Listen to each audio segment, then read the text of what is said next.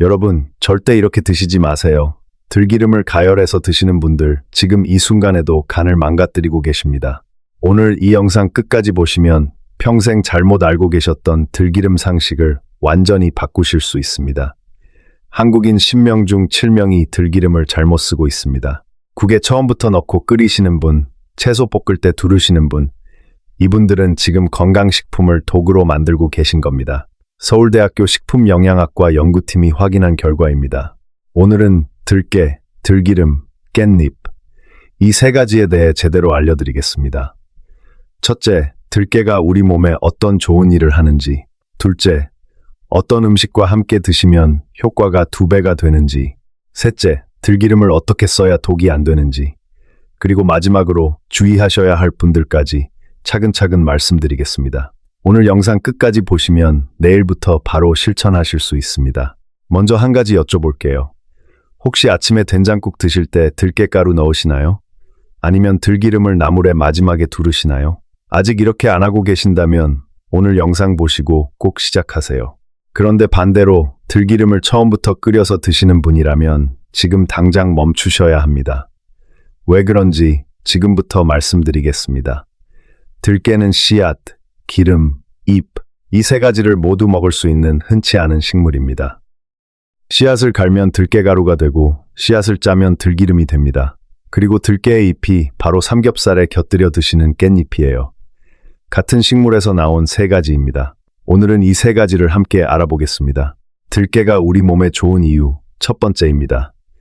바로 뇌가 건강해집니다. 혹시 요즘 자꾸 깜빡깜빡 하신다는 느낌 있으세요? 어디에 물건을 뒀는지 기억이 안 난다거나 조금 전에 뭘 하려고 했는지 잊어버리시는 경험 있으시죠? 이게 단순히 나이 때문만은 아닙니다. 들깨의 핵심 성분이 바로 오메가3입니다. 정확하게는 알파리놀렌산이라고 하는데요. 이게 들기름 속에 무려 55%에서 64%까지 들어있습니다. 한번 비교해 보겠습니다. 올리브오일 속 오메가3는 얼마나 될까요? 10%가 안 됩니다. 콩기름은 7%입니다. 들기름은 60%입니다. 비교가 안 되는 수준이죠. 이 오메가3가 우리 몸 안에 들어오면 뇌 건강에 꼭 필요한 EPA와 DHA로 바뀝니다. 뇌신경세포를 보호하고 기억력을 유지하는 성분입니다. 여기서 무서운 이야기를 드려야 합니다. 치매, 알츠하이머의 주요 원인 중 하나가 뇌에 베타아밀로이드라는 물질이 쌓이는 겁니다. 들깨의 알파리놀렌산이 바로 이 베타아밀로이드가 쌓이는 것을 줄여줍니다. 뇌에서 생기는 염증도 줄이고 신경세포가 손상되는 것도 막아줍니다. 일본에서 진행된 임상 연구 결과입니다. 건강한 어르신들이 들기름을 꾸준히 섭취했을 때 기억력과 집중력이 유의미하게 좋아졌습니다. 자식들에게 짐되기 싫다고 하시죠? 치매 예방이 그 시작입니다. 들깨가루 한 스푼이 그 시작이 될 수 있습니다. 그런데 여기서 많은 분들이 잘못 알고 계신 것이 있습니다. 들기름 한 스푼 먹으면 금방 효과가 난다고 생각하시는 분들이 계십니다. 아닙니다. 오메가3는 꾸준히 드셔야 합니다. 적어도 2주, 4주 이상 꾸준히 드셔야 효과를 느끼실 수 있습니다. 서울대병원 연구팀의 연구에서 3개월 이상 오메가3을 꾸준히 섭취한 그룹이 그렇지 않은 그룹보다 기억력 테스트 점수가 23% 높게 나왔습니다. 꾸준함이 핵심입니다. 오늘부터 된장국에 나물에 하루 한 스푼씩 시작하세요. 들깨가 우리 몸에 좋은 이유 두 번째입니다. 바로 혈관이 깨끗해집니다. 혈관은 집안의 수도관과 같습니다. 처음에는 깨끗하지만 시간이 지나면서 물때가 끼기 시작하죠. 그걸 내버려 두면 수도관이 막힙니다. 우리 혈관도 똑같습니다. 콜레스테롤과 중성지방이 혈관 벽에 쌓이면 혈관이 좁아지고 딱딱해집니다. 이것이 동맥경화입니다. 그리고 심근경색, 뇌졸중으로 이어집니다. 들깨의 오메가3는 이 혈관 속 물때를 씻어냅니다.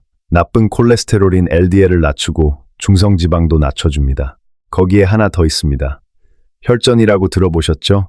혈관 안에서 피가 굳어 생기는 덩어리인데요.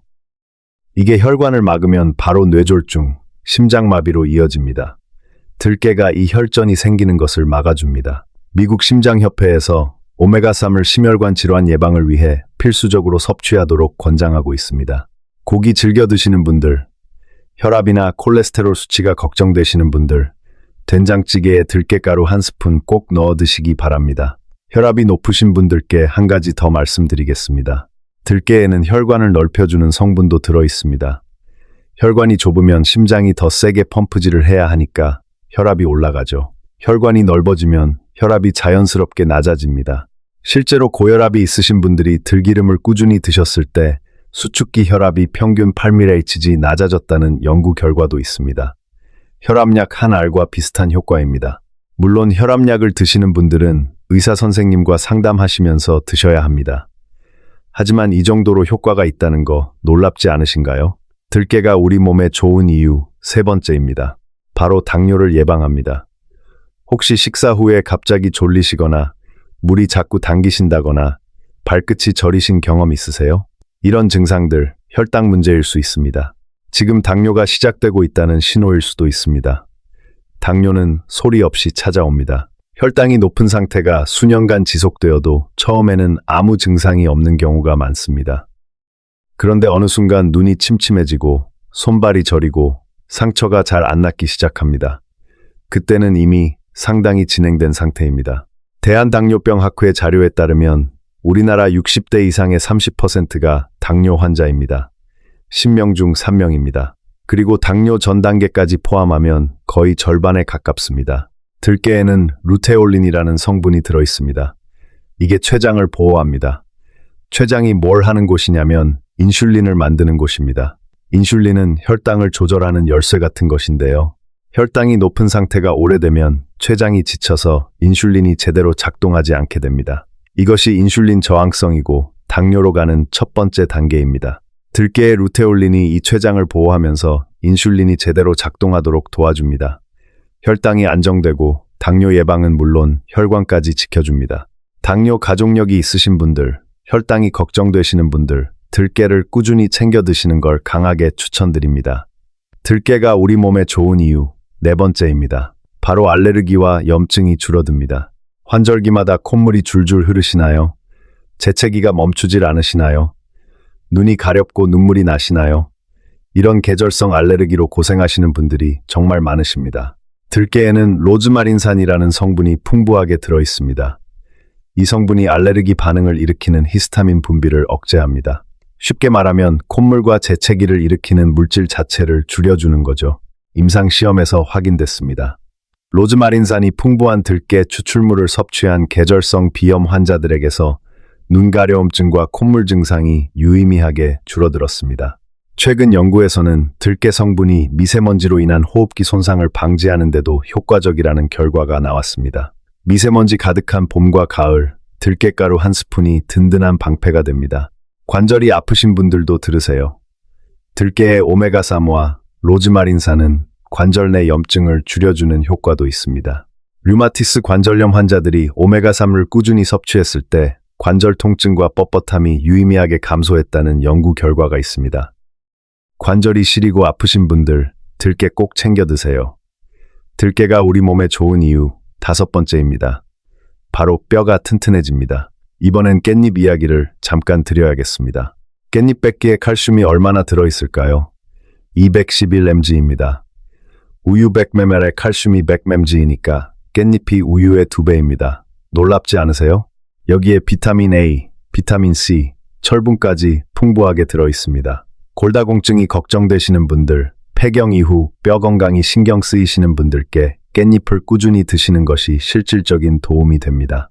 우리나라 65세 이상 여성의 30%가 골다공증입니다. 10명 중 3명입니다. 넘어졌을 때 뼈가 부러지는 경우가 많아지고 한번 부러지면 회복이 오래 걸립니다. 뼈 건강, 지금부터 챙기셔야 합니다.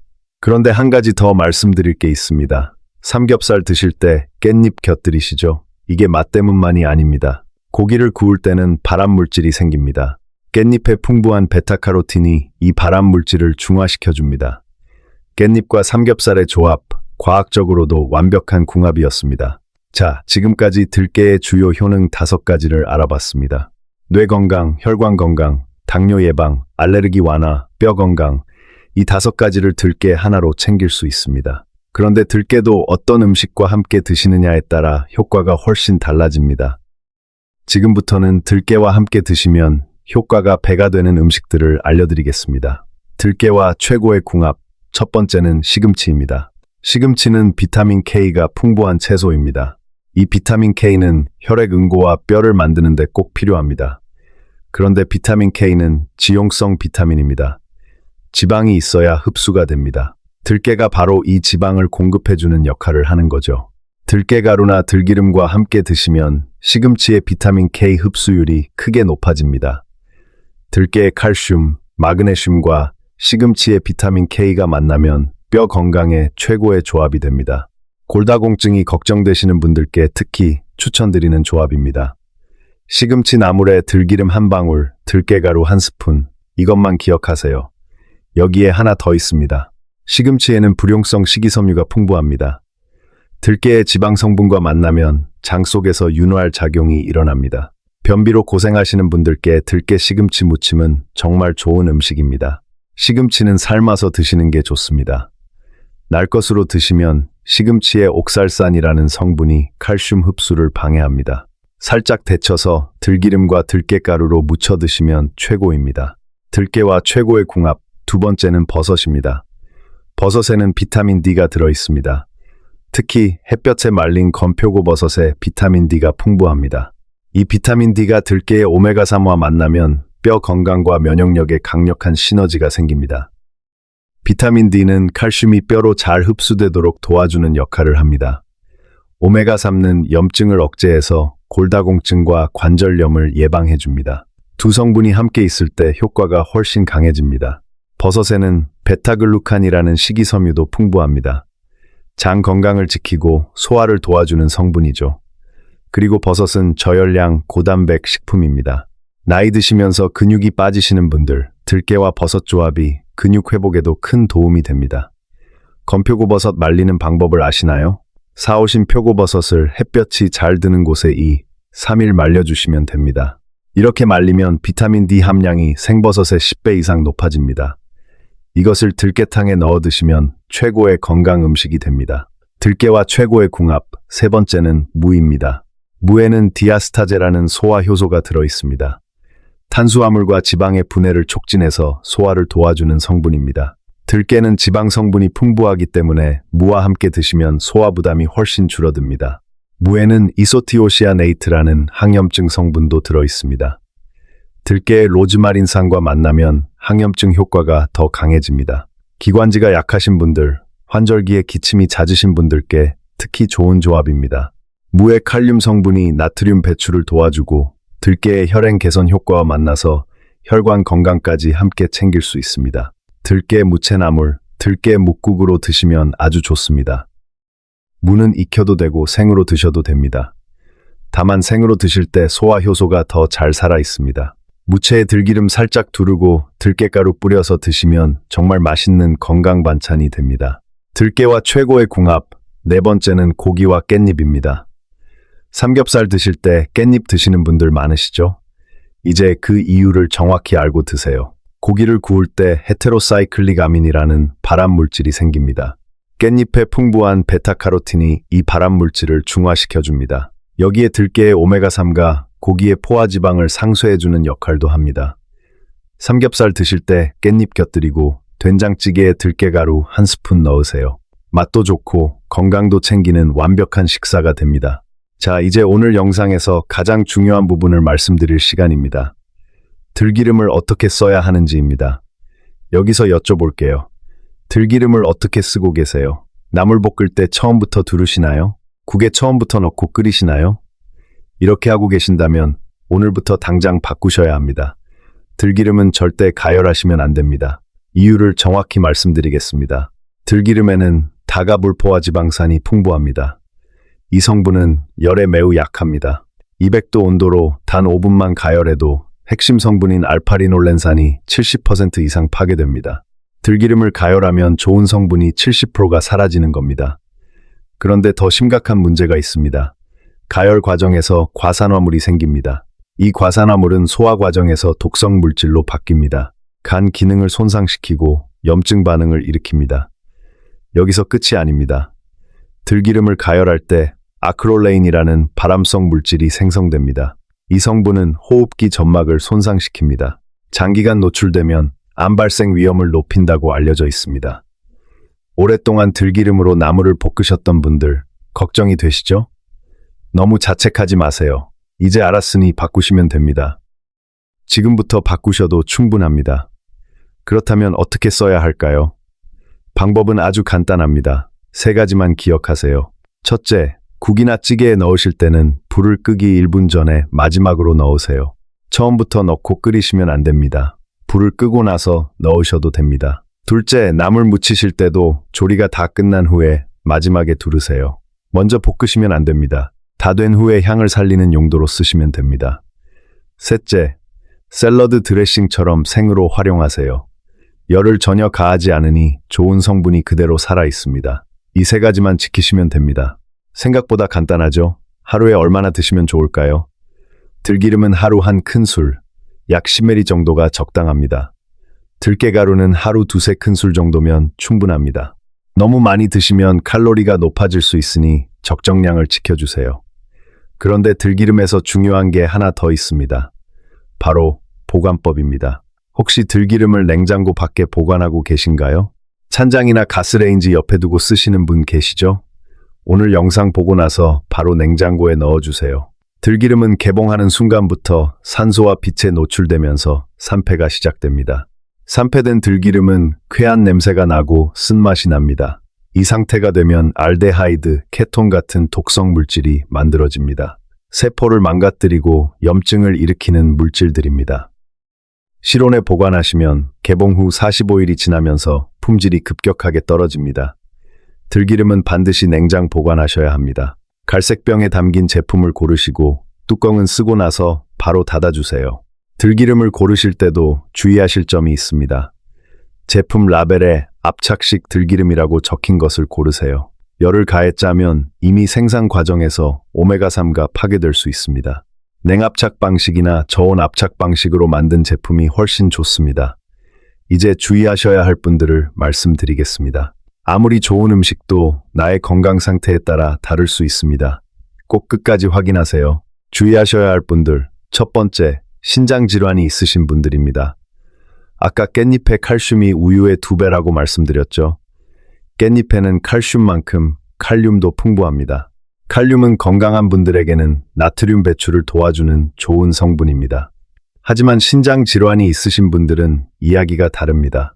신장 기능이 떨어지면 칼륨을 몸 밖으로 내보내는 능력도 함께 떨어집니다. 혈액 속에 칼륨이 쌓이면 고칼륨 혈증이 생길 수 있습니다. 이것이 심장 부정맥을 일으킬 수 있고 심각한 경우 매우 위험합니다. 신장 질환이 있으신 분들은 깻잎을 드실 때 반드시 데쳐서 드세요. 물에 데치면 칼륨이 물속으로 빠져나가서 칼륨 섭취량을 크게 줄일 수 있습니다. 끓는 물에 1분 정도 데친 후 물을 버리고 드시면 됩니다. 주의하셔야 할 분들 두 번째, 혈액 응고제를 드시는 분들입니다. 들깨의 오메가3는 혈액 응고를 억제하는 성질이 있습니다. 평소에는 혈전 예방에 도움이 되는 성질입니다. 하지만 와파린 같은 혈액 응고제를 드시는 분들이 들깨까지 많이 드시게 되면 혈액 응고가 과도하게 억제될 수 있습니다. 출혈이 생겼을 때 멈추지 않는 위험한 상황이 생길 수 있습니다. 또한 깻잎에는 비타민 K가 풍부한데 이것이 항응고제인 와파린의 효과를 상쇄시킬 수 있습니다.